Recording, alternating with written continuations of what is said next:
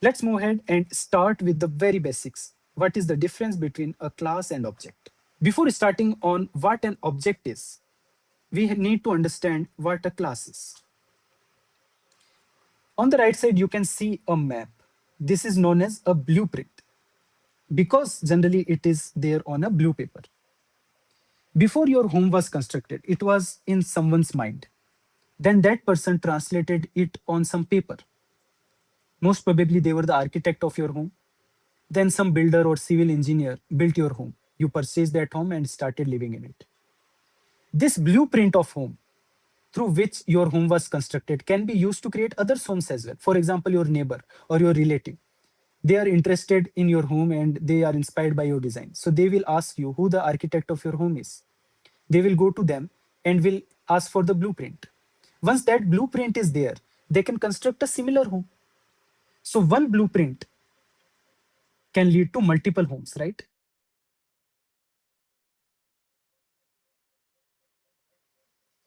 And this is the concept of a class. So you create a class which can be used to create multiple objects. Now, blueprint itself is not livable, right? Because you cannot live inside a blueprint. Similarly, a class does not exist on its own in the real world. But home is a real thing. So home is equivalent to an object which is a real entity. Let's first read and then we will come to the example. So class is the blueprint which defines the structure, behavior, and contracts for the system entities like user, order, or payment processor. But object is the instance. It is the runtime entities with specific state. For example, user 123 or order 456, each with independent lifecycle and data. So classes basically define what an entity can do. How does it look like? And objects represent actual data flowing through your system at runtime. This might seem a bit abstract to you. So let's take a concrete example.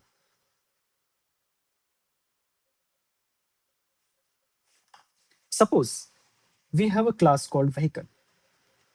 In the vehicle class, you define several attributes. For example, it will have number of wheels.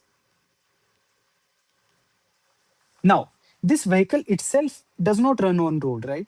Vehicle does not exist. Its instances, for example, bike exists, car exists, airplane exists. But vehicle on its own does not exist in a real world. So it is a blueprint. When I write like this, vehicle, bike is equals to new vehicle, and then I pass some value. Let's say the number of vehicles. There is a constructor here, which is parameterized constructor accepting the number of wheels. Then I can write two.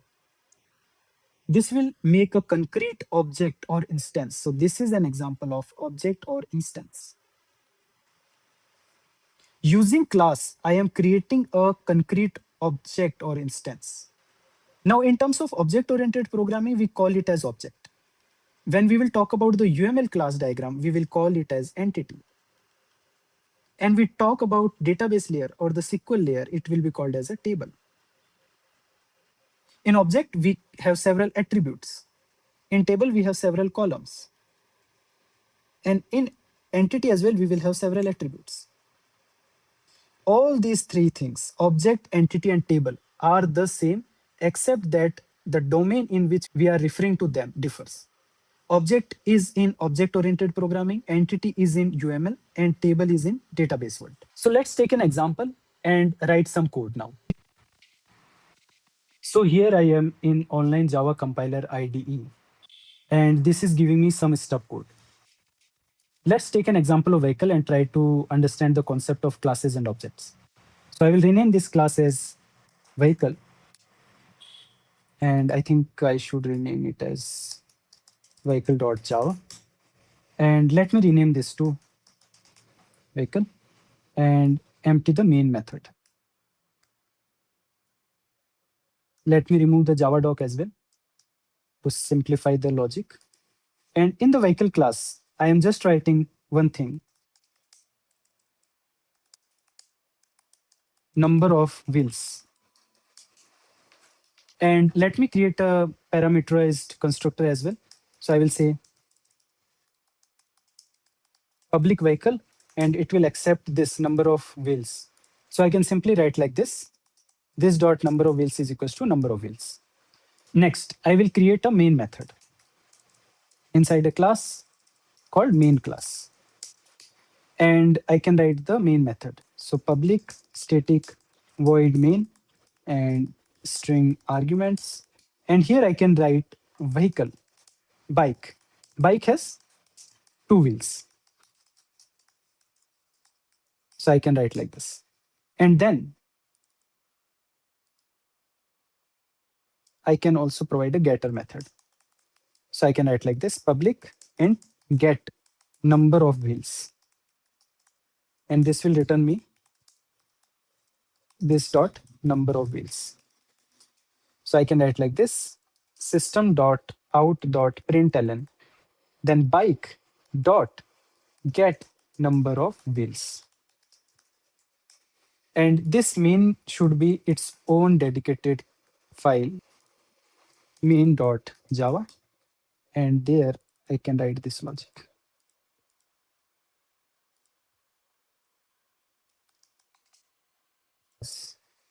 Make it as the start file.